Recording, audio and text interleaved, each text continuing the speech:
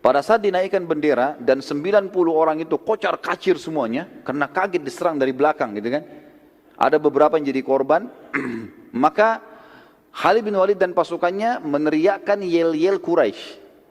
Sambil angkat bendera dikebar-kebarin, sambil teriak-teriak angkat yel-yelnya. Maka orang-orang Quraisy yang dari jauh itu rupanya ada yang dengar, saling mengingatkan, ada bendera berdiri, bendera berdiri. Akhirnya pasukan yang sudah jauh kembali. 2000 lebih itu kembali. Dari belakang 200, pasukan muslimin di sini 600 ada di tengah-tengah. 2000 ini kembali nyerang. Gitu kan?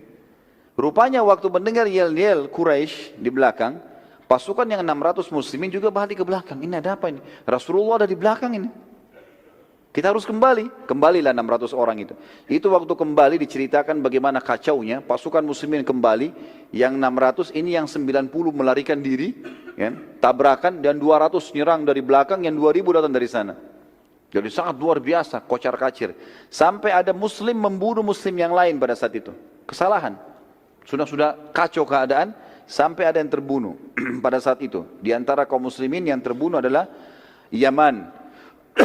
Yaman anak ayahnya Huzaifah bin Yaman radhiyallahu anhu majma'in. Kata Huzaifah, saat seluruh pasukan sudah kacau sampai pasukan muslimin saling serang, sudah tidak tahu musuh ini karena luar biasa kacaunya. Dan dalam keadaan sangat kacau sampai-sampai aku menemukan ayahku di antara pasukan yang terserang oleh muslimin sendiri. Dan aku mengatakan, ayahku wahai muslimin, semoga Allah merahmati kalian. Tapi terlambat dan akhirnya Yaman radhiyallahu anhu mati, terbunuh dan dianggap syahid oleh Nabi SAW karena kesalahan. Hudzaifah berkata, semoga Allah memaafkan kalian karena kehilafan ini. Semoga Allah memaafkan kalian, ayahku telah kalian bunuh. Seperti itulah. Dalam situasi demikian teman-teman, Nabi SAW segera mengambil keputusan. Beliau SAW berteriak dengan suara keras, kumpullah di sisiku wahai hamba-hamba Allah, aku benar-benar utusan Allah. Namun yang mendengar beberapa orang sempat kumpul, tapi mayoritas pasukan tidak dengar. Dan yang terkumpul di sisi Nabi SAW hanya 9 orang. 7 dari muhajirin dan 7 dari ansar, 2 dari muhajirin. 9 orang saja. Yang lain pasukan ini sudah kocar kacir keluar dari kancah peperangan karena diserang oleh musuh-musuh ini. Hal ini terjadi karena luasnya lokasi peperangan dan galaunya keadaan pada pasukan muslimin sehingga mayoritas mereka tidak mendengarkan teriakan Nabi SAW. Terutama pada pasukan terdepan yang merupakan pasukan inti seperti Hamzah, Ali, ya, Zubair, ini yang kuat-kuat semua ini tidak dengar. Karena mereka jauh dari Nabi SAW. Jadi yang dari 90 ini saja yang coba mendekat, itu pun cuma berapa orang gitu. Dan mereka tersibukkan pada saat itu berusaha mengejar musyrikin yang lari ke Mekah, tapi mereka sekarang kembali menyerang. Jadi Hamzah dan Ali juga ini sibuk lagi menghadapi pasukan yang 2000 itu. Dari pasukan depan muslimin ada pemegang bendera, sahabat Nabi mulia Mus'ab bin Umair radhiyallahu anhu yang juga kembali ke arah belakang untuk mengetahui apa yang sedang terjadi. Pada saat situasi kacau, Mus'ab diserang oleh pasukan Khalid bin Walid dan mereka berhasil memotong tangan kanannya Mus'ab yang memegang bendera.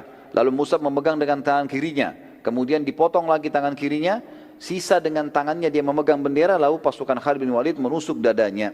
Dan sebagian riwayat menyebutkan Ibnu Qami'ah yang telah menusuk dada Mus'ab bin Umair dan beliau mati syahid pada saat itu. Dan akhirnya bendera muslimin jatuh. Dari sisi lain Hamzah dan pasukan muslimin lainnya yang masih di depan tidak menyadari adanya serangan dari belakang dan bagaimana kacaunya keadaan pasukan pada saat itu serta serangan Khalid bin Walid. Pada saat itu pun waktu Hamzah mulai mau kembali dan melihat kekacauan di sana, ternyata dari belakang juga sudah ada serangan, maka Wahsy menggunakan kesempatan. Wahsy pun akhirnya mengatakan, aku melihat Hamzah dan aku pun takut mendekatinya. Aku pun takut, dengan dia orangnya kekar, kuat. Kita sudah ceritakan, Hamzah dulu kalau berburu apa? Singa. Di masa jahiliyah. Saking kuatnya fisiknya. Maka Wahsy mengatakan, aku coba mencari peluang di mana aku bisa membunuh orang ini sehingga aku lolos dari keterbudakan. Wahsy pun menceritakan kejadian tersebut berkata, saat tombak aku lemparkan, aku berhadapan dengan Hamzah, maka aku buru-buru melemparkan tombakku dan tertancap di perut Hamzah sampai tembus ke belakang. Sementara Hamzah di atas kudanya. Hamzah tidak terjatuh dan ia malah menghadap ke arahku dan maka aku pun sangat ketakutan. Dan ia terus saja mengejar ke arahku sampai aku berusaha melarikan diri secepat mungkin. Hamzah pakai kuda, tapi dia tertusuk ini, tombak. Orang lain sudah mati nih. Tapi Hamzah dengan izin Allah SWT masih bisa lari. Bahkan Hamzah sempat mendekati Wahsy. Pada saat sudah dekat, banyaknya darah yang mengalir membuat Hamzah akhirnya jatuh. Kata Wahsy pada saat itu pun akhirnya, aku berhasil lolos dari keterbudakan karena Hamzah sudah mati. Dan aku mencabut tombakku dari tubuh Hamzah setelah aku yakin pastikan dia sudah meninggal. Tentu dengan berjalannya waktu teman-teman sekalian, Wahsy ini masuk Islam nanti. Masuk Islam, ada kisahnya begitu ya. Dan dia berkata, masih saja aku dihantui perasaan bersalah karena telah membunuh paman Nabi SAW dan tidak akan bisa terbayar kecuali dengan mati syahid di jalan Allah. Dan aku membunuh pemimpin orang kafir yang setimpal kedudukannya dengan Hamzah. Akhirnya Wahsy pun memenuhi niatnya dan dialah satu-satunya yang telah membunuh Musailamah Al-Kadzab, orang yang mengaku Nabi. Pada saat akhir hidupnya Nabi SAW dan pada saat Nabi meninggal di pasukan Abu Bakar, Wahsy ikut.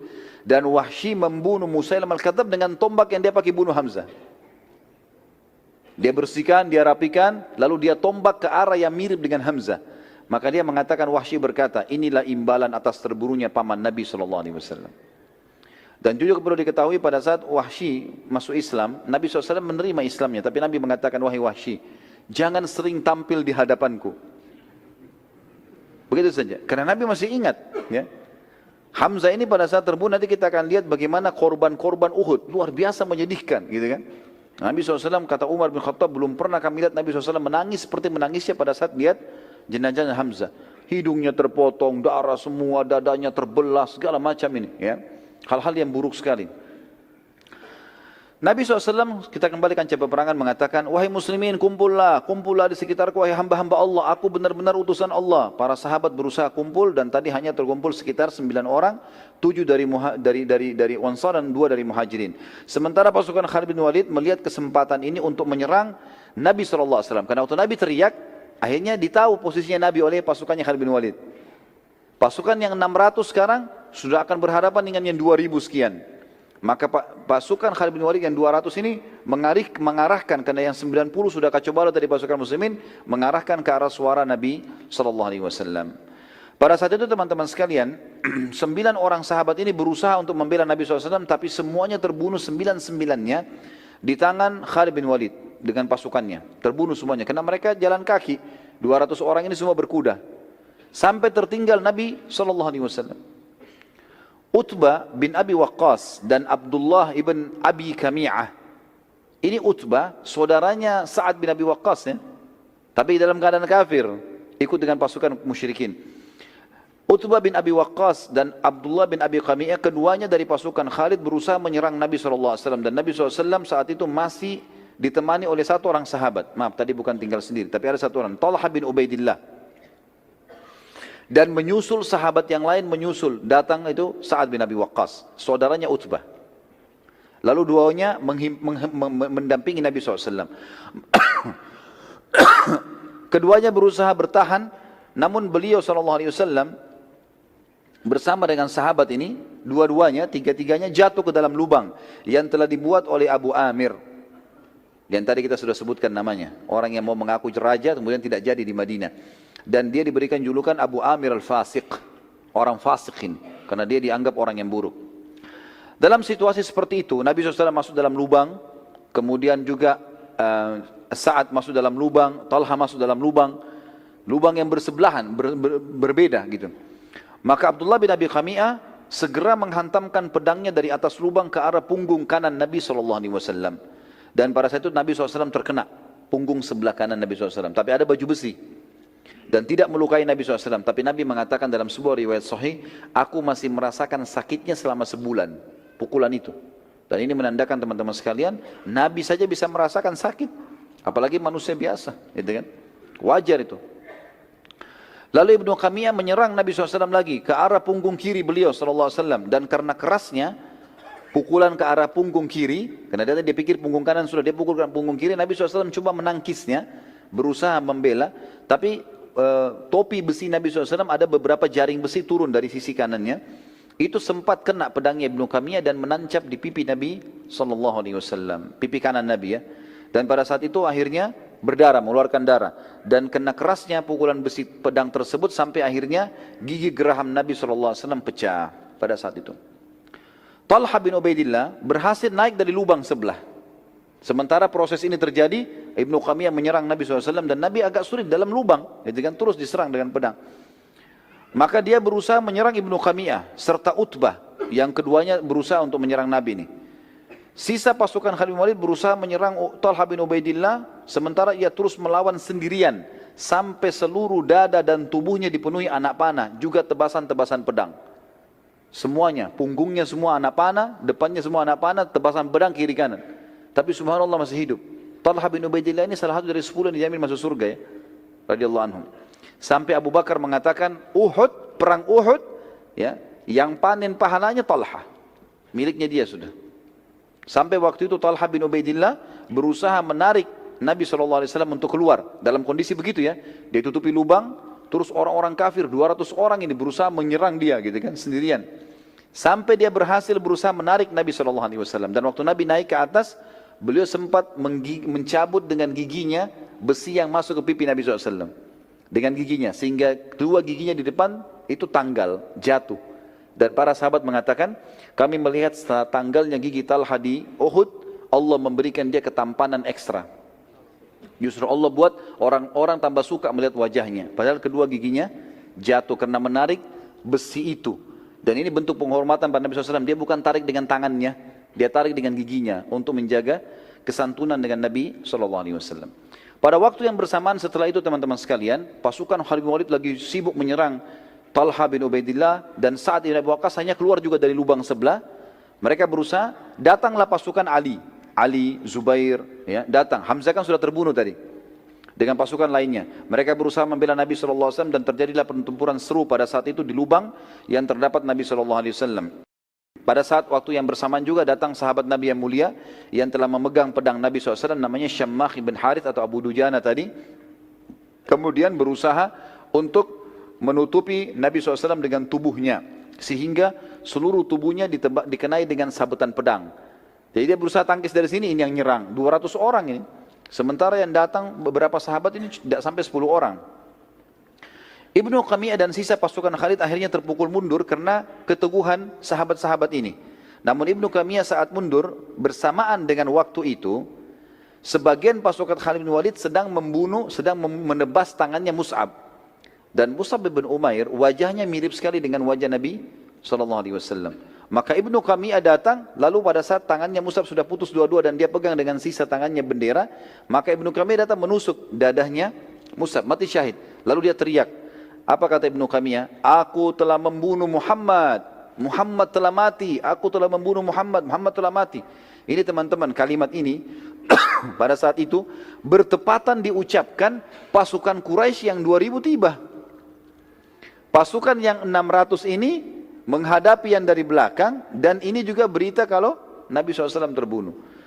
Kata para ahli sejarah, ini sampai seperti virus yang masuk di tengah-tengah muslimin.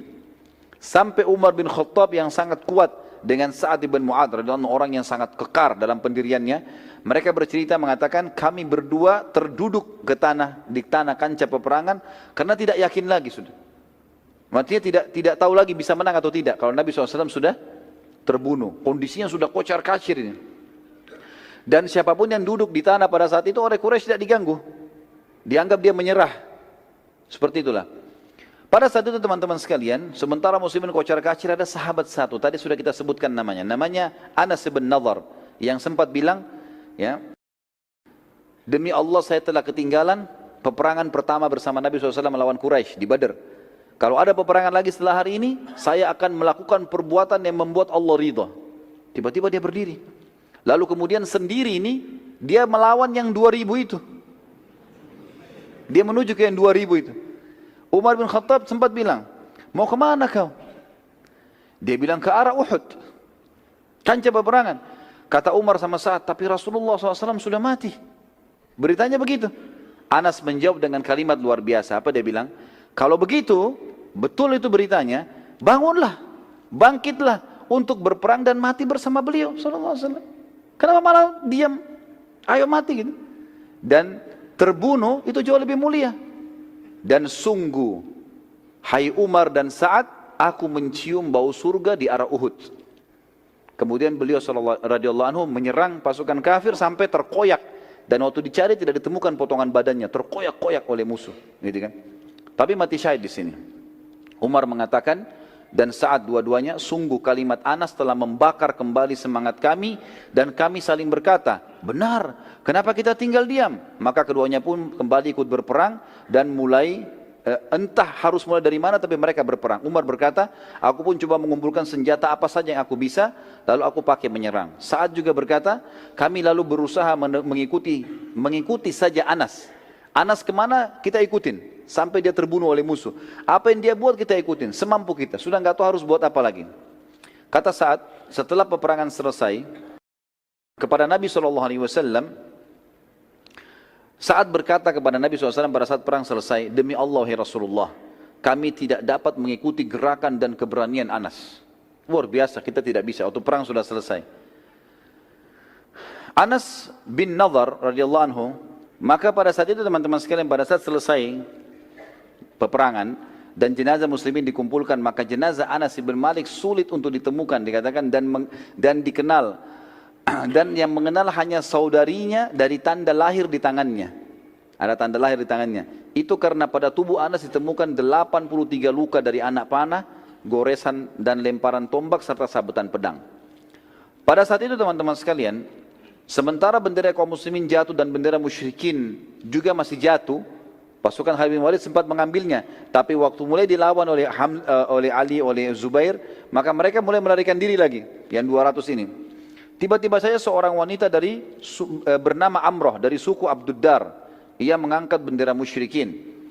Melihat bendera musyrik berdiri, maka Abu Sufyan dan sisa pasukan musyrikin pun kemudian berkumpul di sekitar bendera. Dari sisi muslimin, Ali bin Abi Thalib juga kembali mengangkat bendera muslimin, yang akhirnya membuat umumnya muslimin yang masih tersisa di kancah peperangan, mereka berkumpul pada bendera itu. Namun Nabi SAW memerintahkan agar pasukan muslimin mundur ke arah Uhud, menyandar sampai merapat di gunung.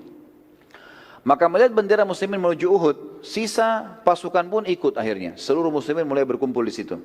Sementara pasukan musyrikin mengikuti bendera mereka maju menuju kancah peperangan, dan mereka menuju ke arah bendera muslimin untuk kembali menyerang. Nabi SAW saat melihat mereka menyerang, sementara kekuatan yang terkumpul saat itu bersama Nabi SAW, maksimal waktu itu yang di sekitar Nabi 50 orang. Masih berserakan ada ratusan orang. Gitu kan? Pasukan musyrikin sudah bersatu, ribuan orang datang sekarang. Maka Nabi SAW menyerahkan anak-anak panah kepada Sa'ad bin Abi Waqqas. Kata Nabi SAW, lempar hai Sa'ad, panah ke arah musuh, supaya muslimin bisa berkumpul. Kata Sa'ad, apa yang saya harus lempar ya Rasulullah? Rasulullah SAW mengatakan, lempar wahai Sa'ad dengan apa saja yang aku beri. Maka Sa'ad mengatakan, aku pun memanah dengan anak-anak panah yang diberi oleh Nabi SAW.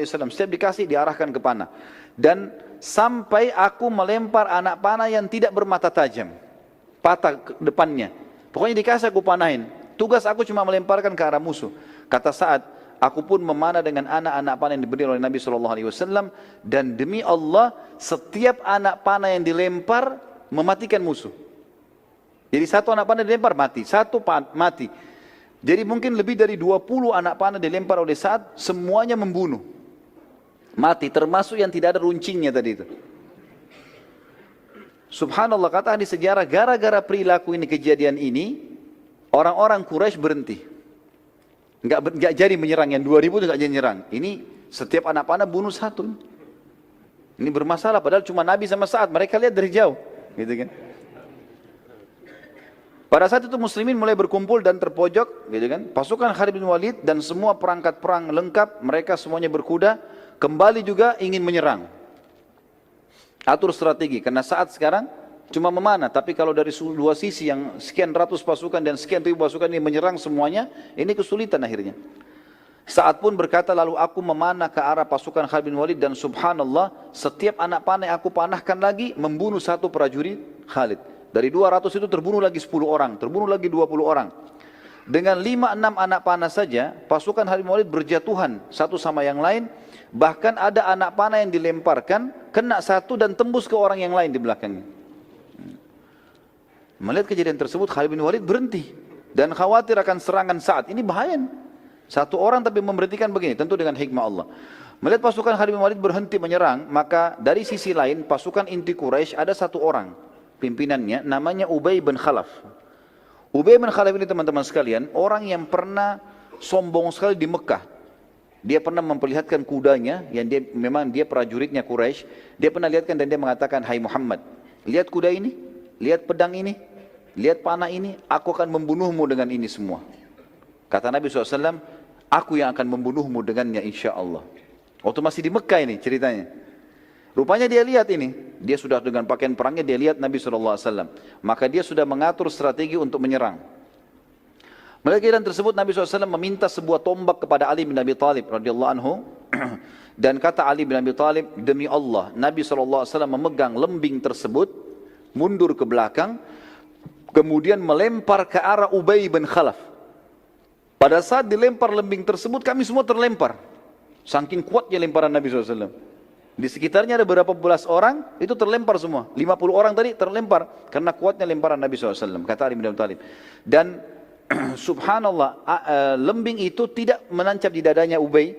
Dia hanya kena di lehernya Ubay itu, antara topi besi dengan baju besinya ada celah. Kena di situ, nyobek itu saja. Garis sedikit, keluar darah sedikit. Begitu kena, lalu Ubay berkata dengan pasukan Quraisy, "Muhammad telah membunuhku." Dia bilang gitu. Ketakutan dia. Dan dia jatuh, teriak-teriak, pegang sakit lehernya. Orang-orang Quraisy datang dekat, mereka mengatakan, "Luka coret sedikit." Dia bilang, "Demi Allah, kalau Muhammad ludahi aku sekarang, aku mati."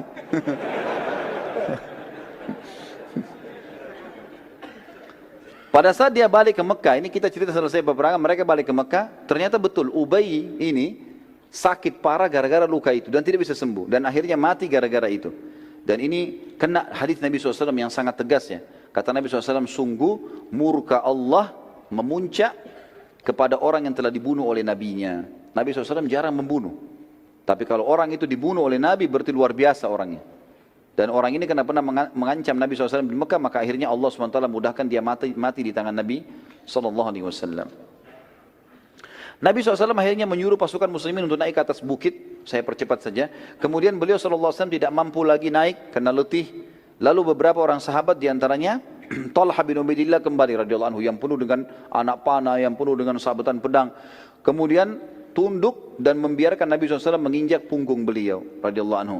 Kemudian Nabi SAW pun naik. Kata dia, "Ya Rasulullah, naiklah. Naiklah wahai Nabi Allah ke atas pundak." Maka naiklah Nabi SAW sampai akhirnya berhasil menaiki bukit atau gunung Uhud itu sendiri. Para sahabat pun naik bersama dengan Nabi SAW, dan pada saat Nabi SAW di atas dan para sahabat sudah naik ke atas, bersembunyi di atas, sempat Uhud goncang, goyang. Maka Nabi SAW menyentakkan kakinya sambil mengatakan, "Tenanglah hai Uhud, sesungguhnya di atasmu ada seorang Nabi, ada Siddiq, Abu Bakar, dan ada syahidan." Dua orang mati syahid, ada Uthman dan ada Ali, ada Umar dan ada Uthman radhiyallahu anhum ajma'in gitu. Pasukan Quraisy kemudian mendekati sekitar gunung Uhud di tempat para sahabat sembunyi. Lalu Abu Sufyan selaku pemimpin pasukan berteriak dengan suara keras mengatakan, "Apakah masih ada Muhammad di antara kalian?" Nabi SAW mengatakan, "Jangan ada yang jawab." Abu Sufyan tanya lagi, "Apakah masih ada Abu Bakar di antara kalian?" Nabi SAW mengatakan, "Jangan ada yang jawab." Abu Sufyan tanya lagi yang ketiga kali, "Apakah ada Umar di antara kalian?" Maka Nabi SAW mengatakan, "Jangan ada yang jawab." Abu Sufyan mengatakan, "Kalau ketiga orang itu sudah tidak ada, berarti urusan kalian sudah habis." Artinya dia tahu kekuatan muslimin di Nabi, di Abu Bakar dan Umar gitu, radhiyallahu anhu ajma'in. Umar bin Khattab waktu itu tidak bisa tahan teman-teman sekalian, lalu kemudian dia teriak mengatakan, "Semoga Allah menghinakanmu, wahai musuh Allah. Mereka semua masih hidup." Dan Abu Sufyan ini tahu suaranya Umar. Maka Abu Sufyan bilang apa? "Demi Allah hai Umar, aku lebih percaya kamu daripada Ibnu Qami'ah." Tadi Ibnu Qami'ah siapa? Yang menyebarin isu kalau dia bunuh Nabi SAW kan? "Aku telah bunuh Muhammad," kan dia yang sebarin itu. Kata Abu Sufyan, "Demi Allah aku lebih percaya kau daripada Ibnu Qami'ah." Berarti betul Nabi SAW masih hidup. Lalu kemudian Abu Sufyan mengatakan, "Telah menang Hubal," patungnya mereka kan. Kata Nabi SAW, "Tidakkah kalian jawab?" Kata Umar, "Apa kami jawab ya Rasulullah?" Kata Nabi SAW, "Jawab, katakan Allah jauh lebih mulia dan terhormat." Maka Umar berkata, "Allahu a'azz wa akram." Allah itu lebih mulia dan lebih terhormat. Abu Sufyan berkata lagi, "Kami memiliki Al-Lat dan tidak ada Lat untuk kalian. Lat ini nama patungnya mereka. Umar menjawab, Allah satu-satunya tempat bersandar kami. Abu Sufyan berkata lagi, sungguh inilah imbalan atas kekalahan kami di Badar. Perlu aku ingatkan bahwa pada jenazah-jenazah kalian terdapat mutilasi dan pengerusakan pada jasad mereka yang tidak aku perintahkan dan tidak aku larang. Pasukanku ini ada yang mutilasi loh, ada yang potong-potong tangan, ada yang potong kuping, ada yang potong hidung. Tapi ini tidak aku perintahkan dan aku juga tidak larang karena mereka dendam kejadian di Badar. Umar menjawab, sungguh korban kami pasti masuk surga dan korban kalian masuk neraka. Lalu pasukan Quraisy balik menuju ke arah Mekah teman-teman sekalian. Sementara Nabi SAW dan para sahabat sibuk mengurus jenazah mujahidin. Nabi SAW sempat menanyakan beberapa orang sahabat. Di antaranya Sa'ad ibn Rabi' radhiyallahu anhu yang ada ditemukan di antara korban muslimin. Dan Nabi SAW berkata kepada para sahabat, carikan untuk saya Sa'ad ibn Rabi'. Para sahabat menyebar. Sampai hanya ada seorang sahabat menemukan dia lalu berkata, wahai Sa'ad, Sa'ad lagi penuh dengan darah, lagi sementara mau sakarat. Ya. Maka dia mengatakan, wahai Sa'ad, Rasulullah menanyakan tentangmu. Kata dia, sampaikan salamku kepada Nabi SAW dan katakan kepada beliau, kalau semoga Allah membalas beliau dengan sebaik-baik balasan. Dan ya, sampaikan kepada beliau, kalau Sa'ad sudah mencium bau surga. Lalu kemudian dia bilang, sampaikanlah kepada sukuku, bahwasanya tidak ada uzur buat kalian meninggalkan Nabi SAW, sementara kalian tahu kebenaran di bawahnya. Maka matilah di bawah agamanya. Saat berkata, jadi kalimat ini semua diucapkan, kemudian dia mengatakan, aku mencium bau surga, lalu wafatlah Sa'ad radhiyallahu anhu. Terbunuh kurang lebih 70 orang sahabat Nabi di perang Badar, di perang Uhud, di antaranya Hamzah radhiyallahu anhu. Dan kita tutup teman-teman sekalian dengan kisah mutilasinya Hamzah ini ya. Waktu jenazah Hamzah ditemukan, dan pada saat itu Hindun binti Utbah yang memang dendam dengan Hamzah, dia memanggil Wahsy. Manggil Wahsy kembali, dia mengatakan, belahkan untukku dadahnya, karena aku mau mengambil jantungnya. Beberapa buku sejarah yang mengatakan ini kisah dibenarkan, ada yang mengatakan juga ini tidak dibenarkan, nanti diragukan. Tapi kita ambil pendapat yang mengatakan dibenarkan, maka dibelahlah dada Hamzah. Karena riwayat yang sahih menjelaskan waktu Umar menceritakan nangisnya Nabi SAW melihat jasadnya Hamzah, ini menguatkan itu. Maka dibelahlah dada Hamzah, terjadi mutilasi, bagian hidungnya dipotong, dadanya dibelah, lalu dicabut jantungnya, dan Hindun berusaha memakannya tapi dia tidak mampu karena tidak mungkin makan mentah. Lalu kemudian dia mengatakan, inilah pembalasan karena kau telah membunuh ayahku, pamanku dan saudaraku. Akhirnya Hamzah pun radhiyallahu anhu di situ dibiarkan, digeletakin dan dilumurin dengan darah. Lalu kemudian mereka pun pulang ke Mekah. Allahu a'lam.